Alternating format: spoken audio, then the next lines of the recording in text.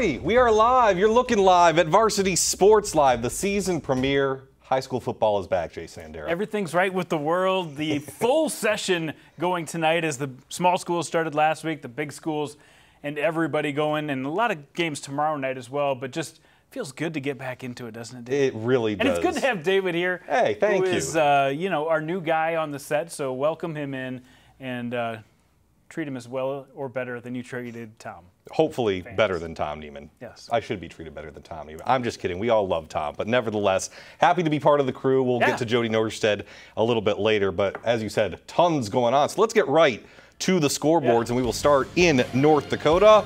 Top 5 matchup in 11AA. It's Mandan with a 34-26 victory over Fargo Davies, and then the game you saw right here on Midco Sports. Bit of a slobber knocker, 7-6 though. Number 2 Bismarck Century goes down to West Fargo. Can't put a lot of weight into these first season games, but you can tell one thing. In this class, it's going to be a lot of fun this year. West Fargo didn't get enough votes to get into that top 5. They did get a first place vote. They were really close, but nevertheless, West Fargo, in a bit of a rainy and messy one, wins by a point. Other scores in North Dakota include Stanley 40-18 over Bismarck. The Demons and the Deacons, this should have been played in Wake Forest, Jim. Yes. Yeah. Exactly. You know. West Fargo Cheyenne, 35-14. No issue with Bismarck. Legacy, the defending champs, start off well. Yeah. Big night for Caleb Durer. A couple touchdown runs and a touchdown pass. We'll get to highlights of that later. Minot with a shutout victory, 28-0 over St. Mary's. Fargo South heads out west and all over Williston, 45-6. Number 5 Bruins. Grand Forks Red River falling to Jamestown, defending 11A champs. Only led 14-12 at halftime, but they pitch a shutout in the second half, 28-12 your final there. And then Fargo North, 35-12 over Grand Forks Central. A Fargo North team that's certainly on the rise up in North Dakota. More scores. Wahpeton 21-12 over Devil's Lake. Horace, the newest team, they will face Dickinson in a game coming up on Saturday. To 11B, the defending champs Kindred, no issue in the rematch of the 11B title game. 36-0 shutout over Hillsboro Central Valley. Langdon area Edmore Munich 48-8 over Harvey Wells County. No issue for the top 2 teams in 11B up in North Dakota, Jason. Yeah, this is a good sign when you can get a victory, but when you can get a dominant one in week 1, it feels really good. Velva over Beulah in a rematch of a first-round playoff matchup from last season, 30-19. Oaks, they topped Central Cass. They lost to Central Cass 30-0 last season. Tornadoes with a little bit of revenge over the Squirrels, 22-14 your final in that one. More scores from North Dakota. Shiloh Christian 39-7 over Nedrose. And the Tommies, they had won 3 straight, now 4 straight. This one a little bit closer against Park River Fordville Lankin, 20-16 the Tommies take care of business at Park River. More scores. Lemoore Litchville Marion 59-0 defending champs with ease in 9B over Enderlin. New Salem Alma, the Holsteins, one of my favorite nicknames in North Dakota, over Grant County Fletcher Storm 44-22. It was 22-12 last season, so both sides essentially doubled their scores, but the result the same. New Salem Alma with the victory over Grant County Flasher. Nelson County 64-14 last season, a little bit closer this season, 30-26 over 4 wins. And then Mayville, Portland, Clifford, Galesburg, Mayport, CG, the Pats with ease, 52-12 over Hankinson. 5 wins in a row for the Patriots over the Pirates in Class 9B. To South Dakota, great matchups, as you said, Jason, coming up on Saturday. Looks like a bracket, 1-4, 2-3 right off the bat. Good matchups. Brandon Valley, the preseason number 1, facing O'Gorman. Of course, Brandon Valley, the runners-up from last season. The defending champs from last season, Harrisburg, number 2, taking on a Sioux Falls Jefferson team ranked number 3 early. Second year as a program. They got one of the best QBs in Taylon Ashley, one of the best receivers in Griffin Wilde. And they're a team that's certainly on the rise. And not that a number 3 team will surprise some people, but as a second-year program, they could make a run. They definitely could, and they didn't have seniors last year. This year, a full senior class. They're moving in the right direction. The game tonight at Howard Wood Field. Kind of an ugly one, but 29-13 is your final. Sioux Falls Lincoln over Sioux Falls Roosevelt. Rough Riders got within a possession a couple of times late, but nevertheless, it is the Pats over the Rough Riders. Yeah, that one took a long time. I was hoping to stick around and talk to the coaches afterwards. Didn't have time to do that, but we'll fill you in on everything that happened here in just a bit. The Rushmore Bowl is tomorrow. You can see that live right here on Midco Sports. The first game of that Rushmore Bowl will feature Sioux Falls, Washington against Rapid City Stevens. And then the second game of the Rushmore Bowl will feature Sturgis Brown, the Scoopers, against the Cobblers from Rapid City Central. Again, both those games tomorrow right here on Midco Sports. Another big one on Saturday, Pierre against Aberdeen Central, the 5-time defending state champions. And when you talk to Coach Steele, he said this year's team might be even better than all the previous 5. That's what everybody else is saying. I don't think Coach Steele didn't say that. I didn't want to put words in his mouth. But I will. I think behind closed doors he might be saying. We'll get a first look at Lincoln Keenholz on Saturday against Aberdeen Central. Scores and finals from tonight. Same finals in both Mitchell and T. The Titans 45-6 over Huron. They led 45-0 at halftime and put it on cruise control. Yankton, they were up 24-0 at halftime at Mitchell and end with the same final, 45-6, number 3 over number 5 in 11AA. More scores, 26-3, the Bobcats. Bit of a rebuild up in Brookings, but they take down the Arrows from Watertown by 23. St. Thomas More, that one just went final, 21-0, a bit of a lightning delay out West River, but they take care of Spearfish. This was a close game last season, not as close this season, and St. Thomas More proving they can play. Yeah, went overtime last season. Lee Negebauer left the game on crutches. Want to see how that goes. He's their new quarterback this year, so we'll get you updated on that if we can. We'll have highlights of that game coming up a little bit later. More scores from South Dakota. Probably the biggest upset of the night. Dell Rapids over Madison, 33-14. Madison, the defending 11A champs. Rematch of the semifinals in which Madison beat Dell Rapids last season. Dell Rapids, a little revenge to start this season. Warriors with an early statement.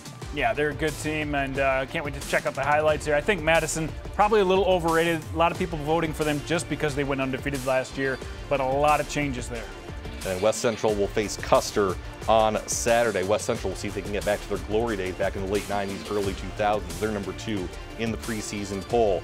Canton, tough one with Sioux Falls Christian, 27-20. The Seahawks get the victory over the Chargers. And Dakota Valley over Vermillion down at the Dakota Dome, 15-3. Yeah, but we got highlights of both of those coming up soon, too. Beersford. How about Beersford? Made their got their first playoff win in 3 decades last season, and in the Battle of the Dogs, it's the watch over the Bulls, 41-6. Winner, no issue with Wagner, 52-12. The defending champs, the 2-time defending champs, start off their three-peat bid with a 40-point victory over Wagner. The game of the night, and we will have highlights of this a little bit later. How about Howard? The defending 9A champs are now in 9AA. Canistota, the 9AA runner-up, now in 9A. They're not in the co-op with Freeman anymore. 21-20, a late touchdown by Carson Feldhaus with under 20 seconds to go, and the extra point gives the Tigers a victory. Excited to see highlights of this one. And then Parkston over Platte, get us the defending state champions, 22-14. Beat them last year in the regular season, took them. It really got ahead early in this one, and Platte Geddes fought back, and they stayed in the game. We'll get highlights of that one as well. Hamlin and Dell Rapids St. Mary's, battle of different classes, and it's Hamlin taking care of business over DRSM 52-12. And then Gregory, the Gorillas, pound their chest 60-34 over Wolsey Wessington.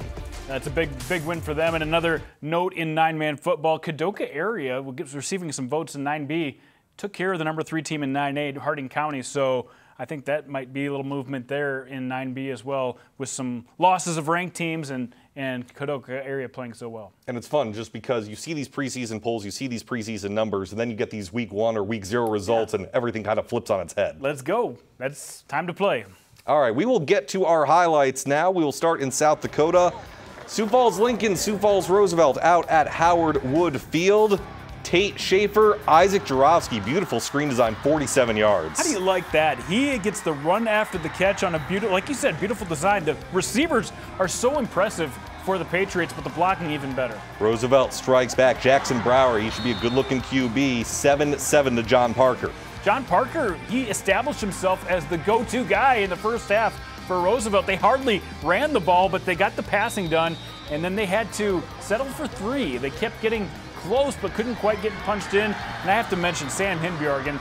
He met the quarterback at least 3 times in the backfield. I think he got credit for 2 sacks, but he was just a wrecking ball for the Patriots. It was 10-7 at halftime. This is a 4th and goal stop by Roosevelt, Mason to Shepherd, but then backed up in the shadow of their own end zone. Guess who? Yeah, guess who? Sam Hindbjorgen with the safety. So they called that intentional grounding, but so Hindbjorgen doesn't get the credit for the sack, but I tell you what, he definitely caused it. He is an animal going to UND next year. Later in the 3rd, Lincoln adding to its lead. Drevion Hodge rumbling into the end zone, 19-7 Patriots. They started to run the ball better. I thought they took control of the game there, but I'll tell you what, Roosevelt had no quit, and Jackson Brower really did a nice job of getting his team down the field. Got a quick score to Jackson Gravengood. Jackson, the Jackson connection, back to a 1-possession game, 19-13. But that was all the Roosevelt Rough Rider offense could muster. Schaefer's going to add another field goal. Lincoln had another late touchdown. As I mentioned, a bit of a sloppy game. It took a while. A lot of cramping early in this Week 1 contest. But the Pats prevail over the Rough Riders 29-13. Yeah, Lincoln's going to look back and say there were some penalties we made that we shouldn't have. They are also going to say we got down inside the 10 several times and had to settle for field goals, or we went for it and missed it. I think they're going to really improve as a team, but I was impressed by the way the Rough Riders came out and really played with the Patriots all game long. Yeah, Jackson Brower, again, a young QB, but one of those guys, as Roosevelt tries to build the program back up, will certainly be instrumental in getting them back to where they want to go. But for now, they are 0-1. Rough Riders falling to the Patriots 29-13. Huron and T area Titans. T's only loss last season was in the championship game to Pierre, and they acted like it. They wanted to make a statement early, and they certainly did. Chase Van Tol, touchdown run, that making it 7-0 early, and they kind of put it on cruise control from there. Trick play action for a big game. Check this out. Blake Thompson, Parker Mulder. That'll set things up a little bit later for Keegan DeYoung. Keegan DeYoung had a fantastic game on both sides of the ball. Takes the pitch, scampers in. 14-0 Titans. A lot of people were worried because T lost, their quarterback. They lost some really key players. They've got so many playmakers, a very deep team, and they left no doubt in this one. The defense is really what they've made their name on for the last couple seasons. Blake Thompson, the quarterback and the defender there, getting the interception. Maddox Slykehouse. There you go. The direct snap, scampers to Pater for the touchdown. This was a 45-0 game at halftime and a 45-6 final score. It's good to see Maddox Slykehouse get his chance. He's been around this program since he was a little kid. Now as a senior, gets to fill in and be the quarterback, and he had a very nice game. Didn't have to pass much, but controlled the game throughout. Titans, no problem in this one. They are at Aberdeen Central next week. Huron is at Watertown. Top 5 showdown in 11AA. Number 3 Yankton, number 5 Mitchell. And it's the visitors getting out to the early lead. Rugby Riken, great multi-sport athlete for the Bucks. Finds Shaler Platte, big game down deep into Mitchell territory. Then it's going to be Riken to Tyler Solar. Great grab over the middle. Yankton, 31-0 at this point. They led this one 24-0 at halftime. Mitchell trying to get something going. Trayson Schultz finds Mick Daly. That's a big gainer inside the 5-yard line. Goes Mick Daly. And then later on, it's going to be Schultz who will sneak it in for the score. But by that point, Yankton had already built a big lead, and Riken, one of these multi-sport athletes to watch, just so versatile and getting his chance at QB and making the most of it with both his arms and his legs. He really showed at the end of last year that he can play just as well at quarterback as anybody else. In fact, in the semis last year, single-handedly brought Yankton back into that game after they were down by 4 scores to T, and they pulled within 1. But there's so many good athletes on this Yankton team this year. If I'm Pierre, I'm looking at Yankton and T and what they did tonight. I'm impressed. I'm impressed with the competition in 11AA this year. There you see Riken with a couple touchdown passes. You saw him scramble for that 1 touchdown pass to Matthew Sheldon, and then of course the defense taking care of things against Mitchell. Save for that lone touchdown. 45-6 your final in that one, as Yankton with a big road victory to start the season. Watertown and Brookings. 3rd quarter, Justin Koffel fakes out the live stream, inside, outside, around back, goes about 50 yards to gain 14. What a run to the house. 19-3 at that point for Brookings. 4th quarter, Bobcats keeping it on the ground. Israel Cauldron. Yeah, this is a guy Brady Clark was really excited about. They used Tyson Brand, a guy who can make plays for them, but to add Israel Cauldron into that backfield, they feel like they've got something. Trying to make a house call, can't elude the last defender, but Tyson Brandt punches it in a few plays later. 26-3 Brookings is your final. And the Bobcats, they're going to get a tough one next week. We're going to have it right here on Midco Sports as they host Pierre. They beat Pierre in the regular season last year, one of the few teams to have done that over the past 5 years. They've got some confidence, but they want people to know they're still around. They're still around. So the number 4 team, 26-3 over Watertown. 11AA Spearfish visiting 11B St. Thomas More. This was a close game, as we mentioned last year. Cavs Overtime, get it going first. Lee Negebauer to Easton Ogle. That's the transfer from Rapid City Stevens. Nice catch there. That'll set up a touchdown run here. Short one for Matthew Larson to give St. Thomas More a 7-0 lead. Yeah, they really struggled in the passing game last year because they had their quarterback Sullivan was hurt for most of the year. Negebauer played a little bit, but this year with Ogle, Negebauer, Matthew Larson, they've got stars up and down this lineup on offense. Spearfish's Brady Hartwig. He's going to get a nice return here for Spearfish, but unfortunately, even though the special teams was decent, the offense just couldn't get anything going for the Spartans. Yeah, the Spartans have really grown up, but the depth has been an issue for them. But Brady Hartwig and Braden De La Hoyd are the two guys that they're going to build around this season. Next possession for the Cavs. Negebauer to Tyson Durham. Big play there. And Negebauer can show off his legs as well. He's going to have a 15-yard scramble coming up here. And I may be a little old school, but a lefty number 7 looks like Boomer Esiason to me. Yeah, and throwing on the move like that, I don't know if Boomer Esiason had quite the elusiveness that Lee Negebauer has. And I don't know if Lee Negebauer has the same blonde, streaky hair that Boomer Esiason has, but nevertheless, he's still a good QB. Peyton Young with the touchdown here. 14-0 St. Thomas More, and then they're going to get another score just before halftime, less than a minute to go.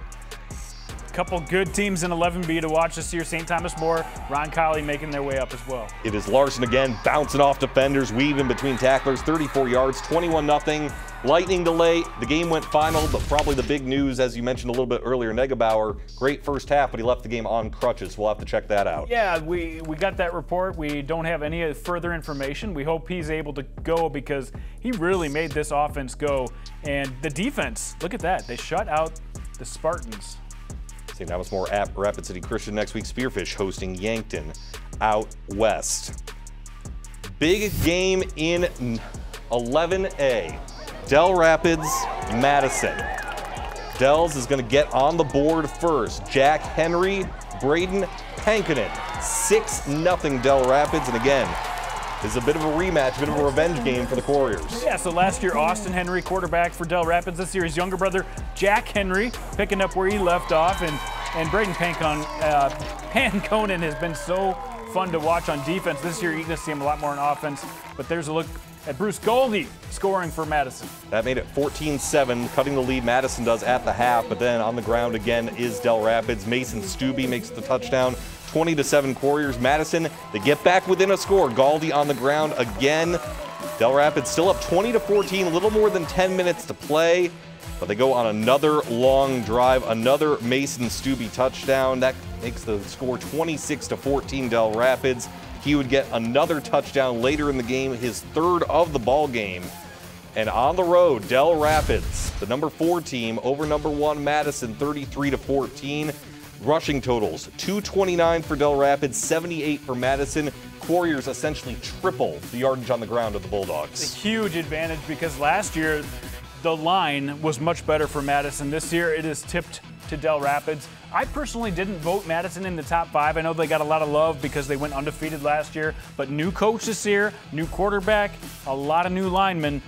That's what it adds up to when you have so many changes to deal with. Nevertheless, preseason rankings aside, last year aside, it's still a statement for the Couriers, and they got to feel good heading back to Dells. Yeah, that's huge. And then they get Belfouche next week on the road, and then they'll come back and play some more really tough opponents here in the DAC-12.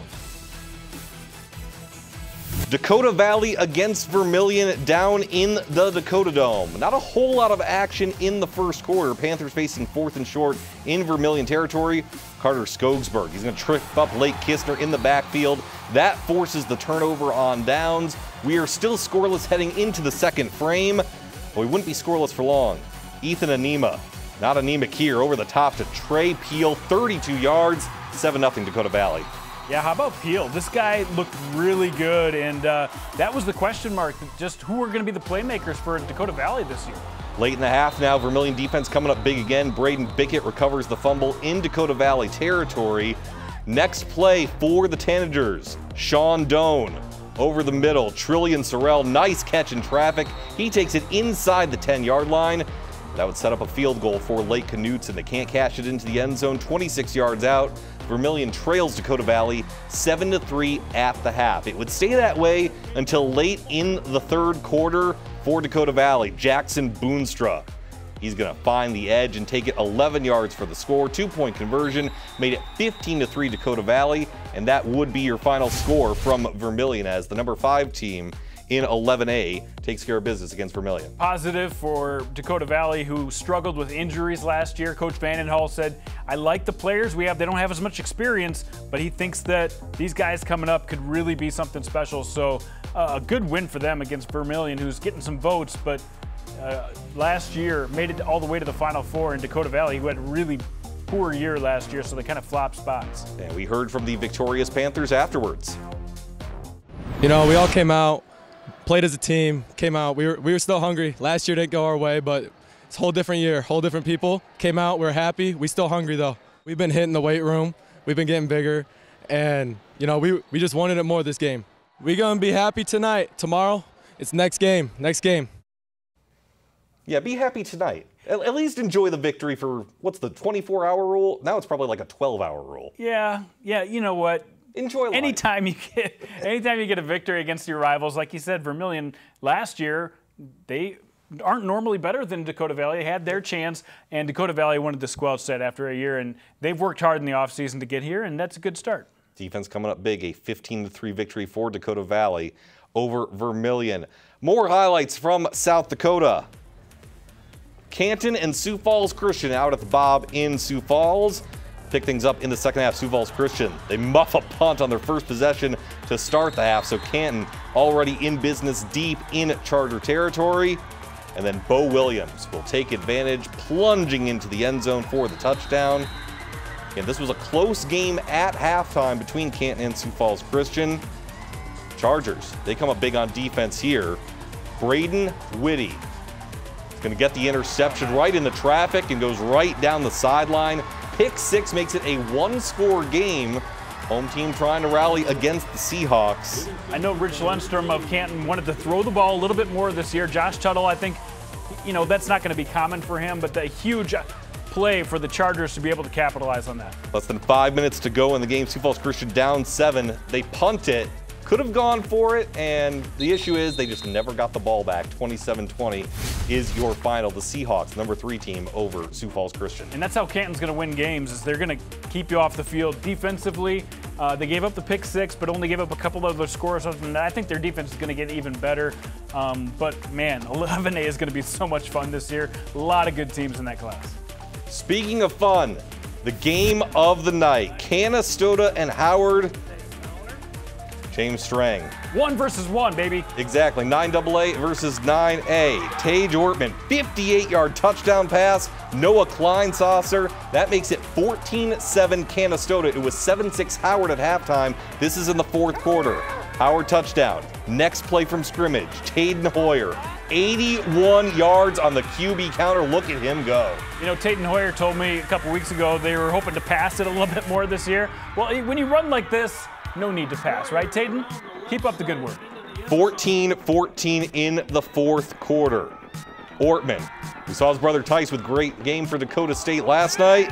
Nice ball. Tage, 32 yards, right in your living room again to Kleinsasser. Third touchdown for Kleinsasser, but the 2-point conversion fails. Less than 3 minutes to go, 20-14 Canistota.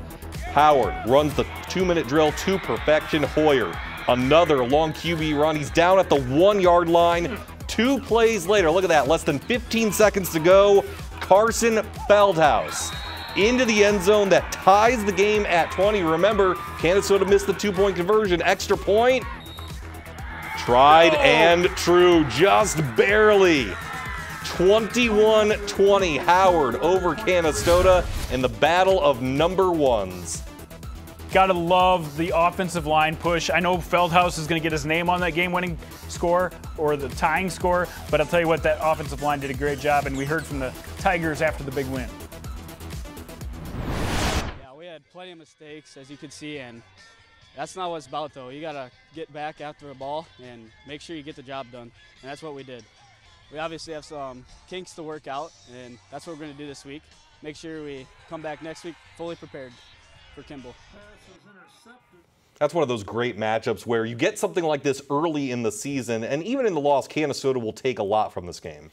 You know, Howard opened up the season against Hanson, who I think is one of the best teams in 9AA.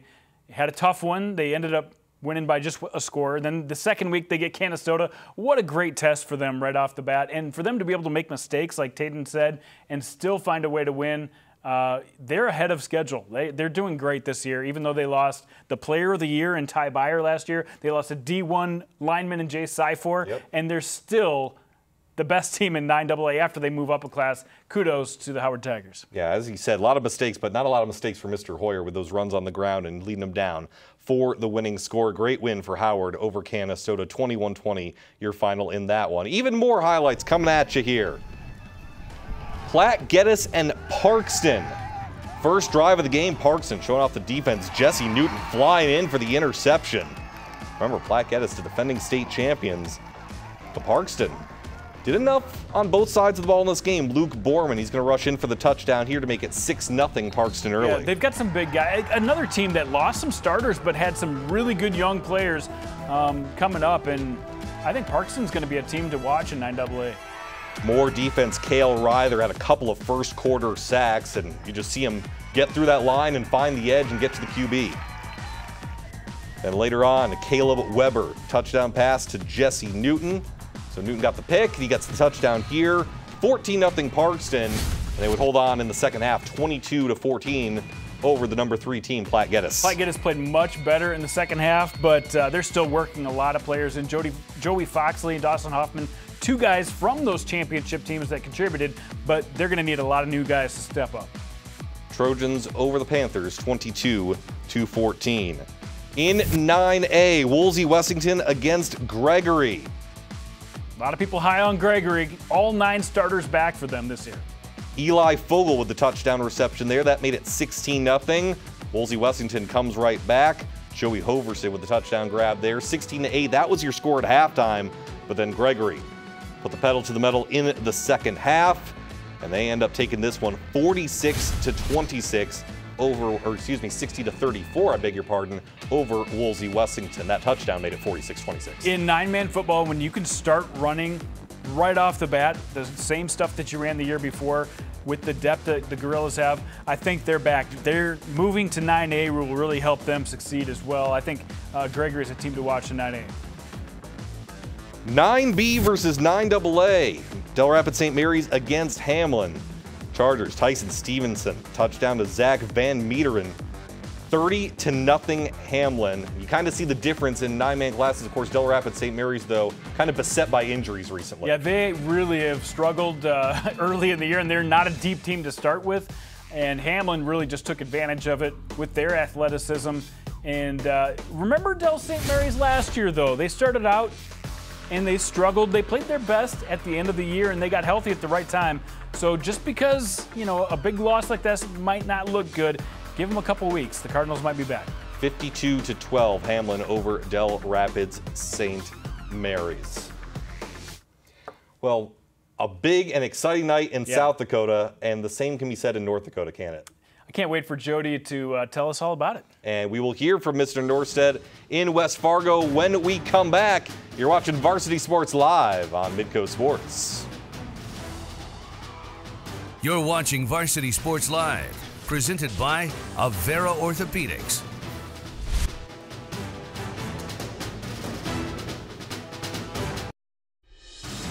Welcome back to Varsity Sports Live, presented by Farmers Union Insurance. Welcome back, Varsity Sports Live. David Brown alongside Jason Andera. Let's head up to West Fargo right now and a man I like to call Encyclopedia Jotanica, Jody Norstead. We're some of the only people like our age and up that actually remember what Encyclopedia Britannica actually was, but you're Encyclopedia Jotanica, and you had a whale of a game tonight in West Fargo, probably sponsored by Butterfingers, if I can imagine. Yeah, it was raining, it was pouring, and there were a lot of turnovers in that game, and just a lot of great games across the state. I mean, you think about some of the upsets that took place tonight. Oaks had a 22-14 win over 4th-ranked Central Cass in 11B. Lisbon had a big win over Linton HMB. Maple River, kudos to that program. The first win in program history as they've now kind of reorganized the way that co-op is. But Maple River, 24-8 over Richland, 270 rushing yards for Clay Hovelson, who might be an early game ball nominee. Get those game ball nominations in. But you said it. We start with Century against West Fargo, the game that you saw live on Midco Sports. And how about that? A rematch of last year's state semifinal. West Fargo beat Century 15-0, but Century came into the year ranked 2nd in the state. And speaking of number 2, here's number 2, Ryan Brynjolfsson making the catch. He loses the ball, but it bounces right back to him. How about that for a start to the season on Midco Sports? So a touchdown there makes it 6-0. They don't get the extra point because of the sloppy conditions, bad snap. Brynjolfsson gets the interception here, so they're still protecting that 6-0 lead.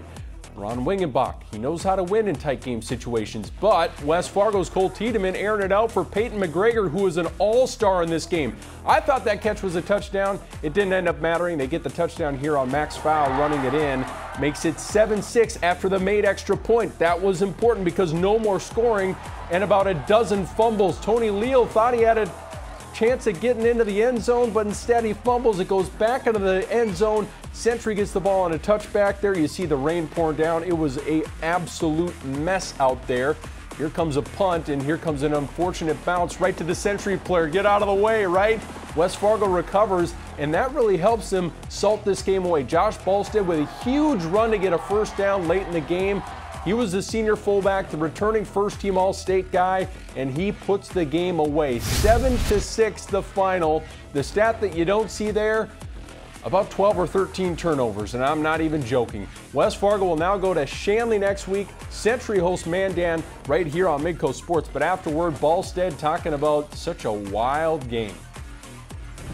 Felt great. You know, there wasn't a time where we felt comfortable that game. You know, we had to earn every rep of that, and it feels good to come out with a win. I mean, we knew if it's raining, it's going to be a sloppy game, and we got to hold on to the ball. And we fumbled, they fumbled, but at the end of the day, I guess we had less turnovers, so it helped us out. Well, let's get to the defending state champs from Cheyenne. 8 years ago, the Mustangs and Bismarck Legacy made their varsity debut against one another. The two have come a long way since then. Sabres hoping to pull the upset. Caleb Deere hooking up with Race Wilson. Race off to the races as he gets down inside the 5 and pick up a 35 yards there. 2 plays later, Isaac Kanega. Get used to that name. Wearing the same jersey number as Barika Penu a few years ago, the current Bison. He puts him up 7-0. Then Deere calling his own number, runs it in from 10 yards out. The Mustangs lead it 14-0. Deere having big shoes to fill for 3-year starter Grant Working team. But here comes Deere again. Nothing runs like a Deere. He spins into the end zone. And boy, Mustangs starting to pull away, and this is what they do, isn't it? The Mustangs defense pretty good too. Carter Menz sacks Logan Miller. Remember Menz, the commit to the University of Minnesota Golden Gophers. He said he wants to try to get 25 sacks on the year. There's one. The Sabres showed some life in the second half as Miller hits Wyatt Kraft for a 37-yard touchdown, escaping the tackle there around the ankles. That was on a 4th and 16 play. That made it 28-7 with the Mustangs. Just too much tonight. Deere, he's going to race an ambulance. Check out this, the ambulance on the run, and Deere side by side. He picks up a gain of 30, and that sets up Brian Bradshaw. 5-yard scoring run makes it 35-14. Afterward, Deere, the big game. But he knew that where his bread is buttered is the guys that were in front of him. Felt great. You know, we came out, set the tone. Our offensive line did amazing. Can't thank those guys enough for just giving everybody holes to run through. And those guys really just, we run with those guys, and those guys just lead us. That felt good. You know, with the rain, it's always harder to throw the ball, but my grip was pretty good for the most part. Had a couple of throws that I wish I got back, but and running, like I said, just the line giving me that hole and hitting it and making a play. You know we had to show that ambulance shot twice. Mandan versus Davies is becoming a sneaky good rivalry. 3 postseason meetings over the past 4 years. They've split the 4 games. None of them decided by more than 10. Last year, this one needed overtime. Mandan's Max Carlson hoping it doesn't need overtime this time. 51 yards. Braves up 7-0 after the kick. Second drive for the Braves. Lincoln Wiseman. I mean, they return their leading passer in Carlson, their leading rusher in Wiseman. He gets into the end zone. They have some great receivers back. A penalty on Mandan, though, backed up the kickoff, and it hurt him. Ray Brown showing some speed here for Davies. Gets the long kick return before finally being knocked out inside the red zone. Then on 4th down, Mason Clavo stand out on the basketball court. Well, he's a pretty good quarterback, too. He scoots in, and Davies is into the end zone right before the half. Mandan drives to the 23 from there. Play action. Carlson up to try Frank. He got mossed. Touchdown for Mandan is 20-7. What a catch by Frank. 2 minutes later, Wiseman goes half the distance of the football field. Starts at the logo, ends in the paint in the end zone. The lead is up to 20 for Mandan, but this one got a little dicey for the Braves. They had to hold on 34-26 for the victory. Both these teams ranked in the top 5 in the preseason. I think Davies is going to be pretty good. They fight back hard on the road, but end up falling 34-26. Things don't get easier for the Eagles. They play Cheyenne next week. Mandan at Century, and as we mentioned, that game will be right here on Midco Sports.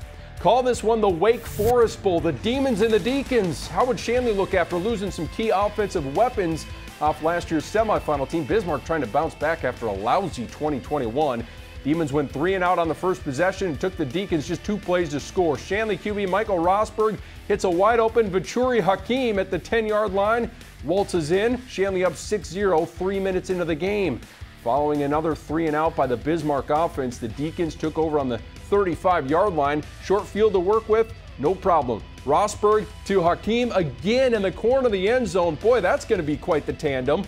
12-zip Shanley after another failed extra point. Shanley went to its ground game from there. Isaac Devine, boy, you'd have to guess he's a relation to the running back from last year, Aiden Devine. 24 yards on the carry. It's 20-0. Bismarck didn't pick up a single first down in the first half, but they did have this unbelievable punt. Look at this thing just rolling back all the way to about the 6-yard line. But Shanley rolls to the 40-18 victory. We got to give some punters some love on Varsity Sports Live sometime. So we did it right there for those Demons. Shanley get a big one with West Fargo next week. St. Mary's back in the top division of high school football for the first time since 2008. So that was the last time they played Minot. The Magi have won 12 straight in the series. A lot has changed since then, but Minot showing that maybe not much has changed. Jaden Sparrow hands out to Tyson Ruziska for the touchdown. Second quarter now, Peyton Jolliffe taking the handoff, and he's going to say, "Get out of the way, ref." Finds his way into the end zone. 14-0 Magi. Next drive, 3rd down. Tommy Kralik, the quarterback for the Saints. It's Caden Willer on a slant. He converts for the first down, but here comes 3rd down, and that's Caden Turnbow territory. He turns it up and gets the big sack. Turnbow's been a force since he was a sophomore, now a senior. Minot's defense, boy, do they put on a show. 28-0, they shut out the Saints and get victory number 1 on opening night before heading to Legacy next week. Let's jump to 11A. Fargo North ranks 2nd in the Class 11A poll, fresh off a season opening win over Horace. Spartans hosting Central. North won this one 50-0 last year. North looking to respond to an early Grand Forks field goal, and they do. Peter Hago with a handoff, and he bullies his way, puts them up 7-3. Second quarter now, Ethan Welk rolling out, hits Jim Miller. What a football name Jim Miller is. He's a fullback, and he will break you down. It's 14-3 North. Spartans immediately get the ball back on an interception and take advantage. Welk, he's going to be a good quarterback, and he's got some good targets too. Carter Zeller into the end zone for the touchdown. Zeller, a great basketball player too. 21 unanswered for North, and the Spartans go on to win this one 35-12. They move to 2-0. They have next week off. Central will be at the other Fargo North, or Fargo Public School, Fargo South, next week. Week 2 for the 11B programs, and what a dandy of a matchup with a rematch of the state championship game. Kindred and Hillsboro Central Valley up in Hillsboro. Both teams won via shutout last week. First quarter opening drive, Trey Heinrich, he was an absolute beast. Gatorade Player of the Year last year. That stiff arm wasn't very friendly. He gets into the end zone. Vikings up 7-0 on the long touchdown run. Next Kindred drive, the quarterback, Jorgen Swenson. He finds some running room. Heinrich with a nice lead block, and Swenson scoots in to make it 14-0 Vikings. When I saw this score, I I was going a little bit crazy because Kinder just kept running and running and running. Swenson here with a 68-yard touchdown run. Things like this just do not happen to Hillsboro Central Valley. Kinder just really dealing them blow after blow. Remember, Kinder had trouble with Lisbon a little bit last week. 21-0 at the half, third quarter. Jorgen Swenson again, his third touchdown run of the night. He ends up with 6 carries, 133 yards, and 3 touchdowns. Boy, there's plenty of room to run for those Vikings out there. Late third quarter now, his brother Kylan, well, he's going to get into the end zone. He says, well, if one brother can get in, why can't another? Here comes Kylan running through the rain, and boy, it was soaking out here across the state in North Dakota, and it led to some picturesque highlights. Vikings pile up 360 yards on the ground behind that offensive line that's so good, behind guys like Jack Packer and Riley Sunram. Afterward, well, Swenson, Jorgen Swenson that is, gave some love to those big guys. Yeah, you know, we knew we'd bring it every day in practice this week, so we worked really hard this week getting ready for the Burros. They're a good physical team. We knew we had to play our best to get the win. Every time we had a run, the O-line had opened up, huge hole for me and my brother Kylan.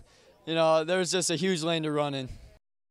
How about another rematch from last year's 11B playoffs? Velva Garrison knocked out Beulah in the first round last year. Some talented Aggie sophomores back. The Aggies put together a drive led by those sophomores. Ben Shep hands off to Hank Bodine for the big first down here to start things off. There's Hank pulling a couple of Beulah defenders around, and then it's Ben Shep on the keeper. Shep is going to be tough to find, and cameraman had a tough time finding him there. Expectations are pretty high for this Velva Garrison group, but Beulah senior Mason Melmer had his hands all over this game. He gets a big kickoff return to set the Miners up for their first score of the game. Look at Melmer just parting the Red Sea. Beulah ends up scoring, but Velva goes on to win this one. Let's take a look at the scoreboard here. 30-19, the Aggies prevail. They move to 2-0. They get to Lax Burlington next week. Big matchup in 9B. New Salem, a team I had ranked second in my preseason rankings, taking on Grant County Flash. The Storm, a tough start to the schedule coming off that loss to South Border. Well, things didn't get easier when you're playing a guy like Brock Norton. Boy, start of a big night for Brock. 17 carries on the night, 160 yards, and 2 scores.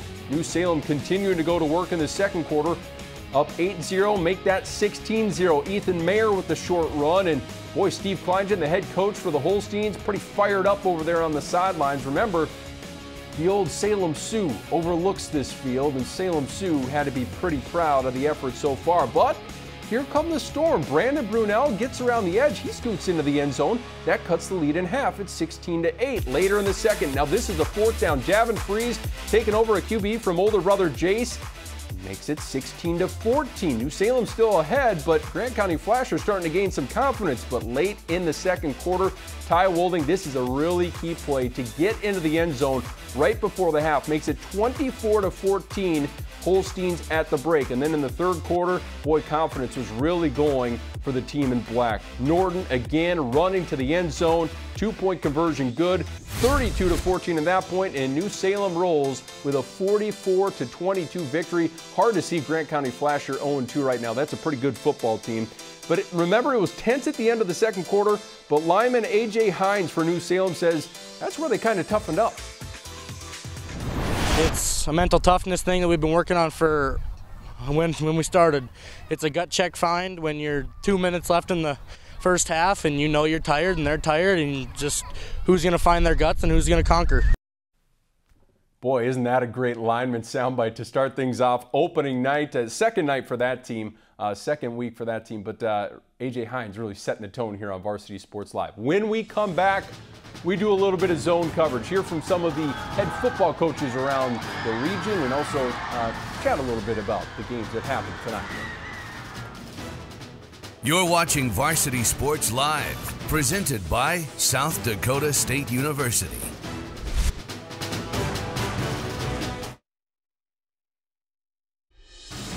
Time now for Varsity Sports Live, presented by Avera Orthopedics. Well, you see all the helmets around. Big wins tonight for Jamestown. Lisbon, 4 wins fought Nelson County hard tonight. They ended up falling in that one 30-26. But West Fargo getting that big victory. Jay Gibson and his Packers 7-6 over Bismarck Century. A sloppy game. It seemed like neither team really wanted to win. They kept handing the ball over to one another, but Jay Gibson pretty pumped for his team to walk away with a victory over the number 2 ranked team in the state. Really proud of our team for hanging in there. I don't know how we made the extra point. They had 4 guys come through and they didn't block it. So that was a big thing. And special teams were big, but there was just the ball was squirting over all over the place. And fortunately, we held on to it for a few more plays. Century's an awful good football team. And when they have a dry night, they're going to be really tough to beat and they're going to get better. And I'm really proud of our guys because I think we're a really good football team and we're going to get better too. Yeah, I think I might have underestimated that West Fargo team to start. I put them in that bubble spot in my preseason rankings, but obviously Packers are going to shoot up into the top 5 next week with that big win. How about for New Salem? Had that win over Grant County Flasher. Grant County Flasher, though, I mean, the Storm gave them a little bit of a fight in that game up until halftime, and then third quarter, fourth quarter, New Salem really started to roll. But Steve Kleingen, pretty complimentary of the opposition tonight. But they're a heck of a good football team, and they responded well. I mean, that's what a good football team that's well coached does. And they got after us, and we had a momentum swing there. And, you know, and our kids didn't panic. We stayed together. We kept doing what we needed to do. Got that score right before the half to build a little bit more cushion, and made a few adjustments at halftime. And I thought we really came out and played a very solid second half of football. I thought the kids did a great job. Hey, guys, wrapping this thing up, I mean, obviously a big win for New Salem. Another team in 11B, Bishop Ryan. I thought that they were going to be pretty good this year. I had them preseason number 5. They got thumped tonight, 61-22 by Dickinson Trinity. If you remember, our game ball winner this past week was Trinity quarterback Jace Kovash, who had 5 touchdown passes in that game and over 300 passing yards. I mean, Trinity lit up the score sheet again tonight, and they were not on my radar coming into the season, so kudos to those Titans. We need to find a Titan helmet. That's my challenge for Dickinson Trinity. Get it up here. We've got a Titan helmet. A T-Titan. Yeah, you do have a T-Titan helmet. Maybe I'll just borrow that one for Dickinson Trinity. Yeah. But fun night of high school football. Obviously, rain always dampens things. I like the point that Jay Gibson made. It'll be interesting to see how these two teams look on a dry field versus that wet surface where you couldn't really get into a rhythm. And if I remember right, Jay Gibson kind of not dismisses, but treats that cross-conference play at the beginning almost like a get ready for the conference type of game. Yes, anyway. But you can't do that anymore this year because all these games are going to count and be so important where it's not really the conferences anymore, Jandy. It's not EDC and WDA. All these games are going to matter, so that one's might end up hurting Century right down the stretch. Might be a big deal. Yeah. No matter what, find your guts and conquer, and that's what you did, Jody Norstead, tonight in West Fargo. Wise words from A.J. Hines. Thanks, guys. All right, thanks, Jody. Jody Norstead up in West Fargo. Great games up there and great games down here in South Dakota as well. Yeah, we had a couple really good ones. Which one are we going to first, Travis? Okay, we're going to talk about 11A, and let's hear from Jeff Vandenhall and see how their win was after such a tough season last year. Kids came to play. They came to play. They played hard. Kids flying around on the ball on defense. Our offense churned out yards when they needed to and iced the game for us. You know, it was a full team effort. All the coaches, everybody. It was a lot of fun. That was a lot of fun tonight. 1-0 every week, and that's kind of been our goal all year. We don't want to look too far ahead. We got Chamberlain next week, you know, and you know we'll see film, and we got to clean up some things, you know. But that's what every team's saying tonight. But you know we can come away and say we're 1-0, and we have to clean up things rather than 0-1. So very proud of my staff and very very proud of these kids. So 11A, I just have to comment, the number 1 team lost, so that opens it up, right? Yep. Who went 1-0? Del Rapids 1-0, Dakota Valley 1-0, Beersford and Canton 1-0. We're going to have to decide who's number 1 out of those before we play week 2. I'm glad you have that job and not me. It's difficult. I still like Canton, but you know, any of those teams could be a factor here in the season. Well, the game of the night was Howard and Canistota. Late touchdown secures the victory for the Tigers, and here's Pat Rummel afterwards. We played a little nonchalant for about 3 quarters, and then when they got the lead, I think we kind of decided we better start playing. You know, couldn't be more proud of these guys with how they played within adverse situations, going against the wind. We had some 4th downs we had to get. You know, with that, I guess, you know, you got to be thrilled with it, but you know you got more work to do. You know, you get some things to take out of this that we got to get better at. But playing two opponents like Hanson and Canistota to start the season, we'll take 2-0. Yeah, trust me, he is happy being 2-0 after that daunting schedule, and they've got tough games coming up as well. But congrats to the Tigers; they looked really good. But Caden Hoyer played well. Excuse me, Taden Hoyer, but Caden Hofer on the line made some big plays as well. Hofer, Hoyer, Caden, yes. Taden. Exactly. It's all semantics at this point, but a great win for Howard over Canistota. What a great night. We'll wrap it up after this on Varsity Sports Live.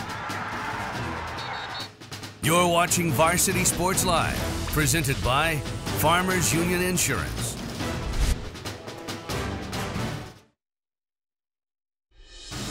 Welcome back to Varsity Sports Live, presented by South Dakota State University.